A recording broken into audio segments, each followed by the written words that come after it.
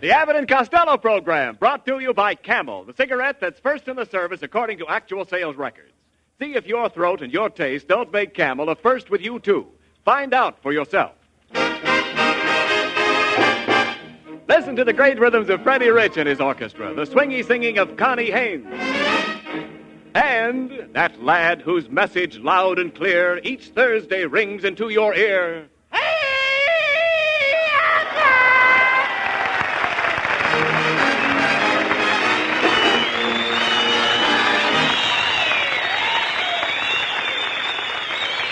All right, Costello, come here. You're all excited. Like me. You're all excited. What's the thing you've got there? Huh? It looks like a telegram. Where did you get it? Oh, a fellow in a long green underwear gave it to me. A fellow in a long green underwear? Yeah, he was wearing a Western Union suit. Yeah, dummy, that was a messenger boy. And that's a telegram. What does it say? It don't say nothing, Abbott. I can't see a thing. Well, you dope, you haven't even opened the envelope. Oh, do you have to open it? I thought you were supposed to peek through this little window in the front. Give me that telegram. I'll read it. Hey, look, Costello. What? It's from your hometown. Patterson, New Jersey? Patterson, New Jersey. Oh, boy! Can you imagine? Look, it says, Dear Louis Costello. Oh, yeah, Abbott. Look Yeah. at the way they spell Louis. What do you mean? L-O-U-S-C. Quiet, That's my hometown. quiet, Costello. This telegram is from your old grade school in Patterson, Public School 15. Oh, boy. Good old PS-15. My old alma mattress. No. No, you mean alma mater. A mattress is something you lie on. I know. I laid around that school for 10 years. Well, what do they want with me, Abbott? Well, the telegram goes on to say, let's see now. We are proud of you, Mr. Costello, and the whole school will greatly be honored if you would come to Patterson this Saturday night and appear in our annual school play, signed by the principal, J. Soil-Off Wallpaper. How do you like that, Abbott? Boy, oh, boy. I knew my old school would send for me someday. Sure they would. I was always the hero of my school. I'll never forget Coach Abel Green. What do you mean? And those kids I played with, Michael Varello. What did they do? Those were the kids. We had a real team in that. I was even the captain of the tug-of-war team. Wait a minute. What did you do on the tug-of-war team? I was the second jerk from the end. Yes, but I I can't... don't get that. I don't either. Look, I can't understand why that school would send for you to appear in a play. What do you know about grammar? About what? Do you understand grammar? No, not since she got a new false teeth. No. Even Grandpa can't understand her. Now, Costello, I'm talking about dramatic acting. Did you ever do anything dramatic in school? Oh, did I? I used to get up and I used to excite poetry. You did? Get a load of this little gem, which I wrote myself. Let's hear it. And roses are red, and violets are purple, sugar is sweet, and so is maple syrup. Come on, Maple syrup, it rhymes, don't it? Well, what about it? But maple syrup, what is that? What is maple syrup? What is maple syrup? Maple syrup is the stuff you put on flannel cakes. Okay, look. No, talk sense now. If you're going to Patterson, New Jersey, we've got to get down to the railroad station right away. Come on. Okay, come on.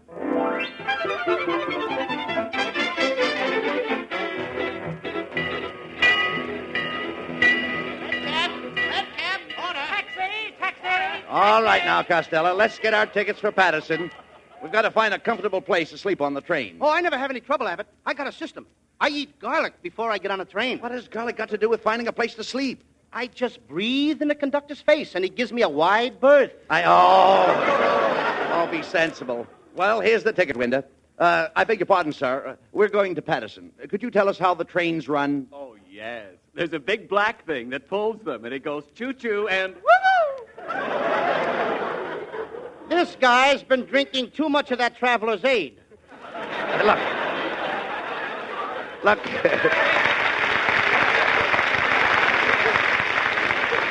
You better let me handle this, Costello. I think I better because All right. I lost my place. All right, never mind that. Now, look, in order to say, Lou, come here. Go ahead. I got it. All Go right, ahead. look, I'll take care of everything. Don't worry about a thing. In order to save money, I think we'd better get a couple of upper berths. Oh, but I don't want an upper. I want a lower. But, Costello, do you realize that if you buy a lower, you'll find it's much higher than an upper? Oh, sure. I mean, after all, what'd you say? I said that a lower is higher than an upper. A lower is higher than an upper? Why, certainly. Well, what are they doing? Running the trains upside down? Of course not. The lower is a more desirable berth. Therefore, if you want to go lower, you'll have to go higher. If I want to go lower, I'll have to go higher. Yes. Why should I go higher when I want to go lower? Now, simply because if you want to go lower, you have to go higher. Because the lower is higher than the upper. And the reason the lower is higher than the upper is because the upper is higher up than the lower. Oh! You mean that the upper is lower than the lower because the lower is higher than the upper? Now, you've got it. Now I've got it. I don't even know what I'm talking about. Costello, I'm trying to tell you that they sell the upper lower than the lower because when you sleep in an upper, you have to get up to go to bed. I have to get up to go to bed? That's right. Who's paying for my berth? You are. And there ain't going to be anybody in it but me? No. Then why do I have to get up? Costello, look, I've already explained it. Unless you go higher for a lower, then you're stuck with an upper. And you'll have to get up when you go to bed. And you'll have to get down when you want to get up. Abbott. What? Let me smell your breath. Oh!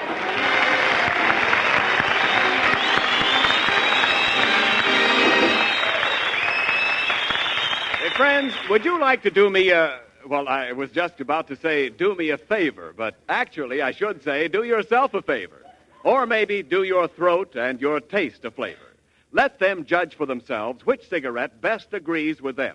Let them answer the question you have so often asked yourself about which cigarette is best for you. Let your throat try Camel's kind, cool mildness. Let your taste sample that rich, full flavor. Because your T-zone, that's T for taste and T for throat, can tell you more about Camels in one puff than I can in 10 programs. C-A-M-E-L-S.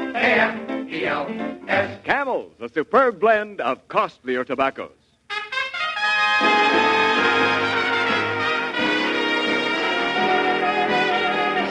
Freddie Rich plays a hit tune of today, but for many of you, it is also a hit of other years. Freddie revives Sweet and Lovely.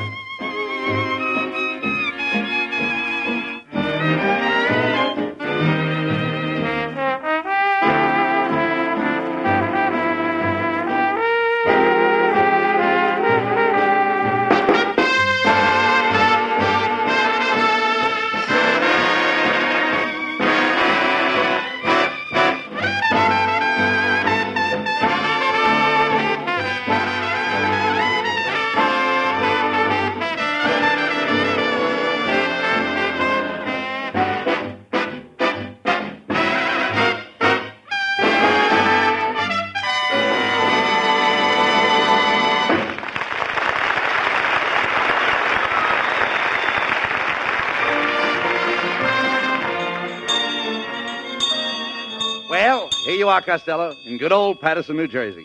Yeah, Abbott. And here's my old school. Do tell. PS 15. As I stand here looking at this old building, I think of the happy days I spent here as a boy. How long did you go to school, Costello? You mean counting kindergarten? Yes. 1 year. Well, come on, let's find the principal's office and see what time we start rehearsing for the school play tonight. Hey, what do you mean? What time we start rehearsing? Not we. Me. This is my old school, not yours, Abbott. What do you mean? I'm going to do this play all by myself. I don't need your help. Oh, how can you say that, Costello? Haven't I always given you the best of everything? Why, last Sunday when we had a double date, I gave you the best girl. What a slick little number you had. Slick number is right. I bent her back in my arms and her hair slid off. All right, look.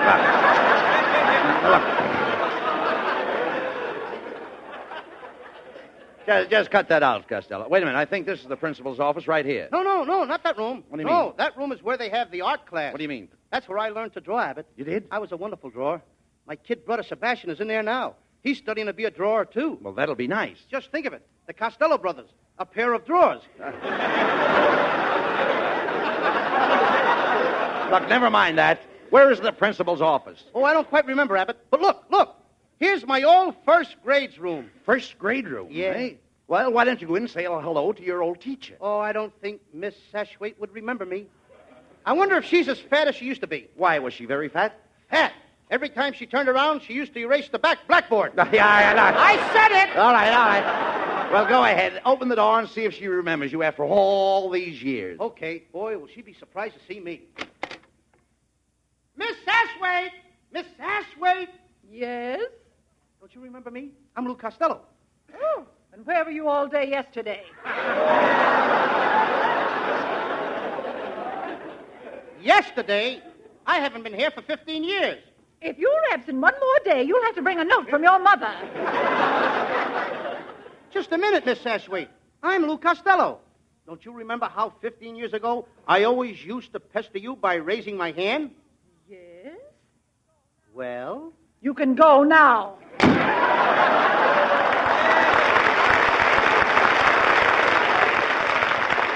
Gee, Miss Sashwaite. Gee, she's changed.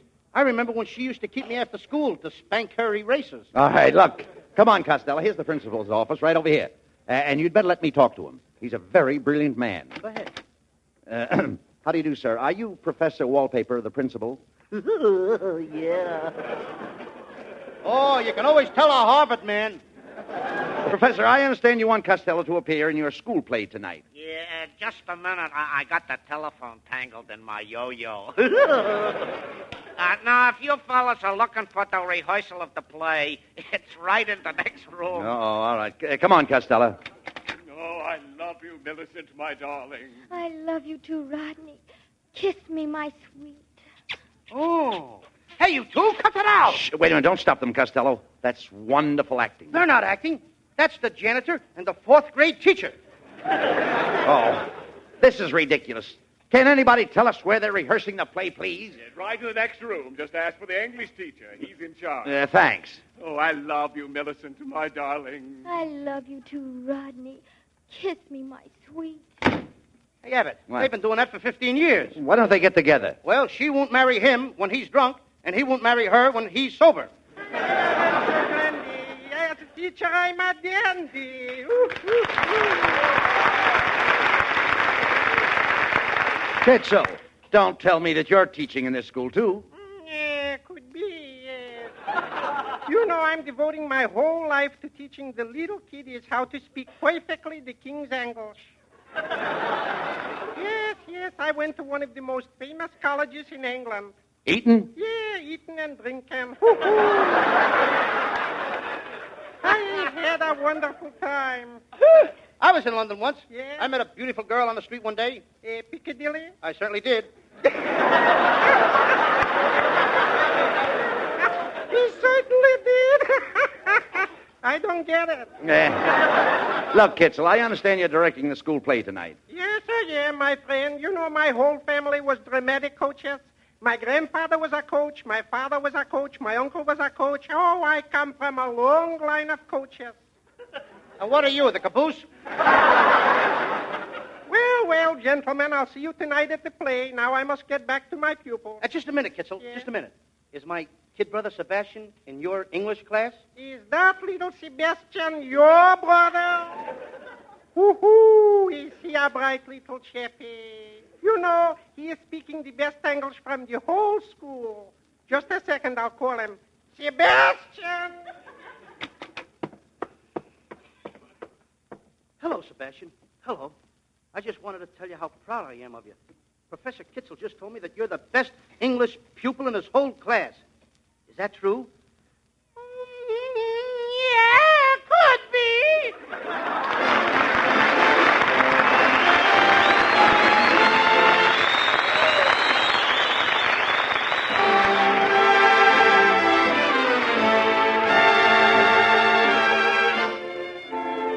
Lovely Connie Haynes and a lovely song together. Waste of the lane to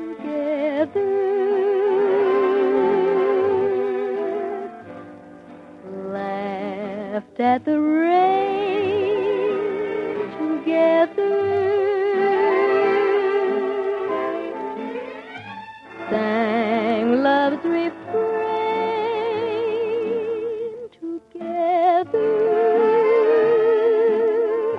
and we both pretend it would never end. One day we cried together,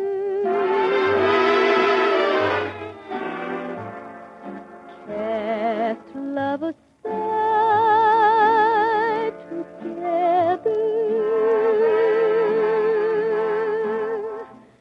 You're gone from me, but in my memory always will be together. You're gone from me, but in my memory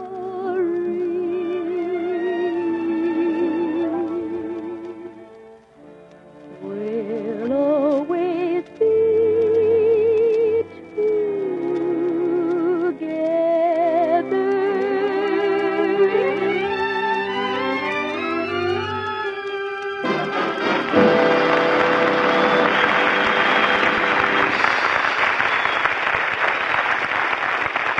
You know, radio sure is a wonderful triumph of modern science, but as yet we haven't found out how to broadcast the flavor of a cigarette over a microphone. Only your own taste can tell you which cigarette you like best, and only your own throat can tell you which cigarette likes you best.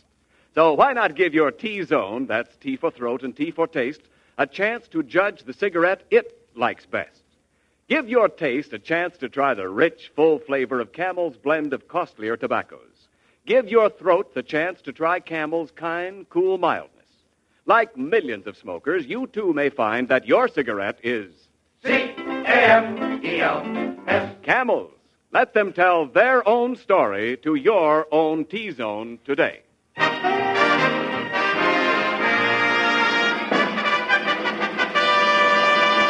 Good evening, members of the Parents and Teachers Club of Patterson, and all you dirty, dear little kiddies.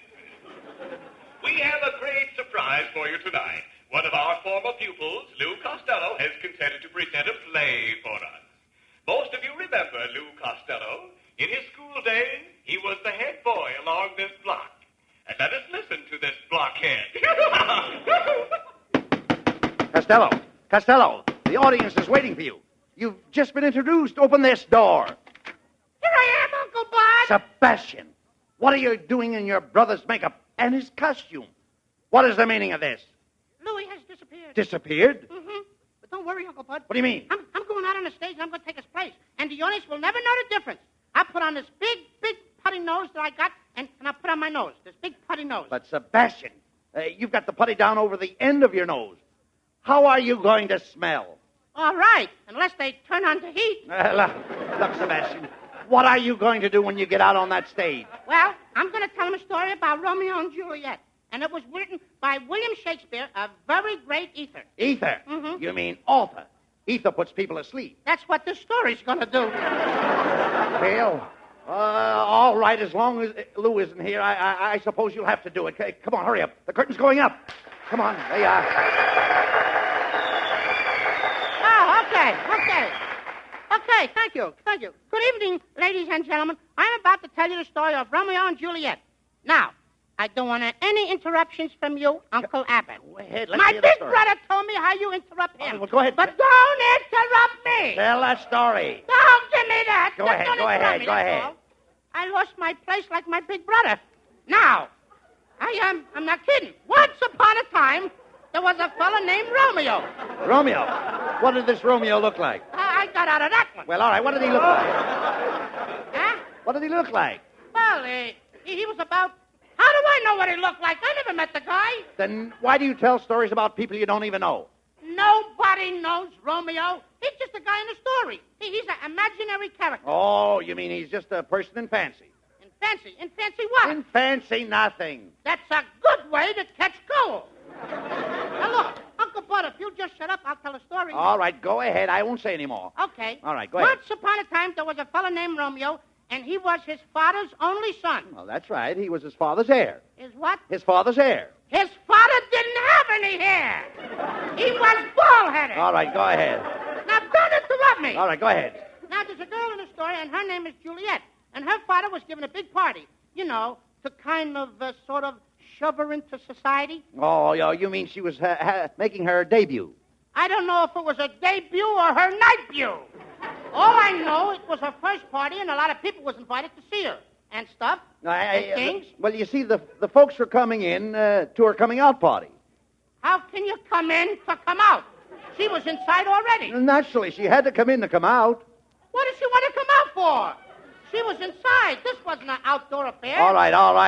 This was inside. I know that. You told me that. All right. Well, if people are going to come in to come out, there's no use of going out to come in. All right. Why don't they stay home? Look, Sebastian, you don't Why understand. don't you stay home? Look, you don't understand, I should Sebastian. stay home Now, for listen, you. please. You want me to tell your big brother on you? Anybody got lozenges? Listen, please. Look, the party brings her out. The party brings her out. That's right. Why should the party bring her out? What did the little girl do? No. The party didn't even start, and some guy right away wants to drag her out. No, you don't understand. Why don't they leave the little kid alone? Now, Sebastian. Maybe she wasn't drinking. But, listen, Sebastian. Maybe she had one popsicle. Now, Sebastian. But I mean, after all, the kid is okay. All right. Lost again. All right, go on with the story. Well, wasn't Romeo invited to this party? Talk longer. Look, wasn't Romeo invited to this party is what I want to know, wasn't he? Oh, sure. Oh, Sure. No, you see, Juliet's father... Thank you, Mr. Bernard. Juliet's father...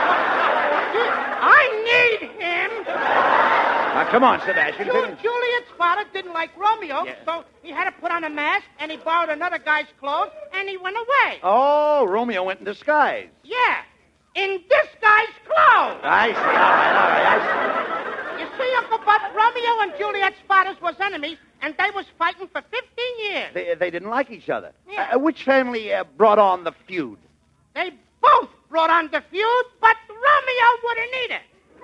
He was lovesick. He kept getting thin and pale. Oh, I see. He looked wan. Oh, yeah. What'd you say? I said, he looked wan. Don't you know what wan is? Yeah, one is the number before two. No. 1, 2, a bottom my shell. No. One means peeked. Romeo was peeked. Oh, sure. He was peeking through the keyhole at Juliet. Now, Sebastian. Well, if I was there, I'd have peeked out of her myself. Sebastian, will you please go on with the play? Well, anyway, every night Juliet used to sit on the balcony. Why did she sit in the balcony? Because she couldn't afford a seat in the orchestra. Sure.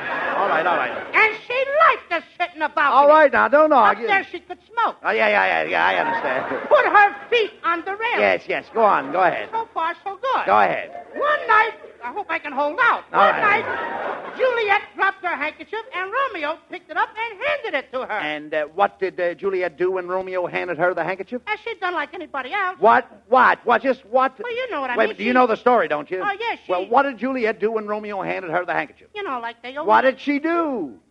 She wiped her nose! All right, now. Gee, did you have to make me say that? Well, all right, never mind. I mean, it's your line. All right, Go ahead. look, Sebastian, as I remember the story, Romeo had a rival, and they fought a duel with lances.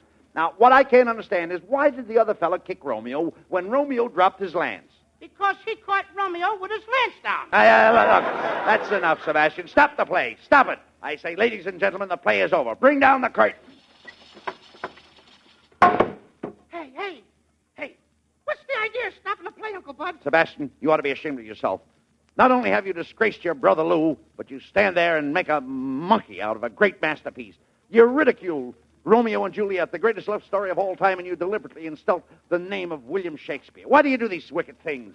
Oh, I'm a bad boy. Yeah, I'll say you're a bad boy. Oh, I'm the kind of kid my mother won't let me associate with. You certainly are. Now, come here. Now, where is your brother Lou? I think he might be in the fourth grade classroom, Uncle Bud. What makes you think that? Because I locked him in there before the show. Sebastian, unlock that door and let your brother out. He's probably in there crying his eyes out because he missed the play. Go on, open that door. Okay, Uncle Bud. Go ahead. I love you, Millicent, my darling. I love you too, Costello. Kiss me, my sweet. Costello, what are you doing making love with a fourth grade teacher? You know she's the janitor's girl. You're telling me, Abbott, and I'm the new janitor. But you missed the whole play. Oh, don't worry, Abbott. Millicent and I are going to put on another play tomorrow night. Another play? Yeah, and I'm calling it The Girl Who Eloped with the New Janitor or Gone with the Window Cleaner. I love you, Costello, my sweet. I love you too, Millicent, my sweet.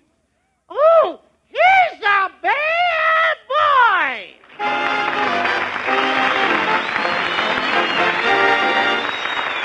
Abbott and Costello will be back in a moment.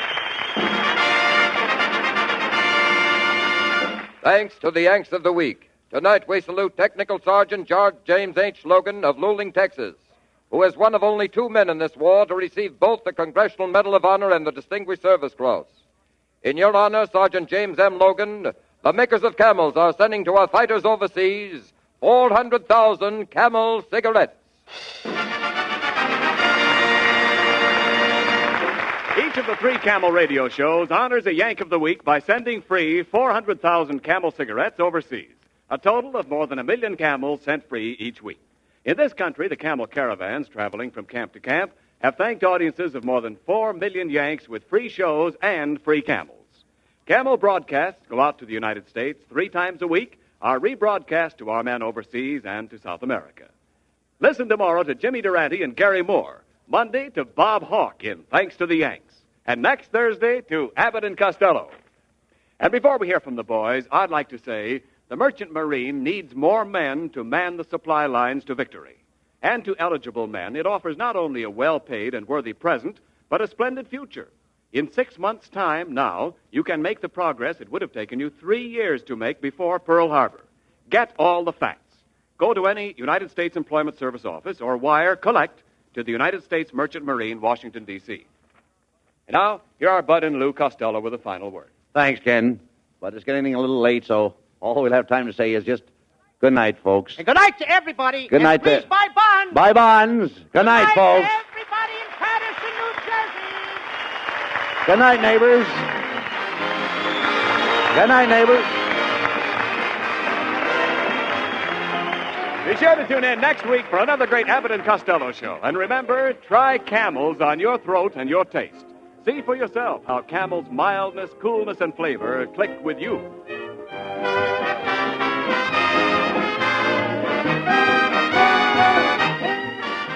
If you are a hermit living in some lonely cave, don't listen to this, because you're one of the few men in the world who can pack his pipe with any old tobacco he pleases and get away with it. But if you want your pipe to make a hit with people around you as well as yourself, then load up with Prince Albert. That wonderful fragrance, that aged-in-the-wood aroma, gives your pipe real pipe appeal to other folks as well as yourself. Besides that fragrance, Prince Albert has a rich, full-bodied, yet mild flavor. It's no-bite treated for tongue gentleness. It's crimp-cut to pack, draw, and burn perfectly. And what a bargain. Just about 50 pipefuls in one regular 2-ounce package. More pipes smoke Prince Albert than any other tobacco in the world.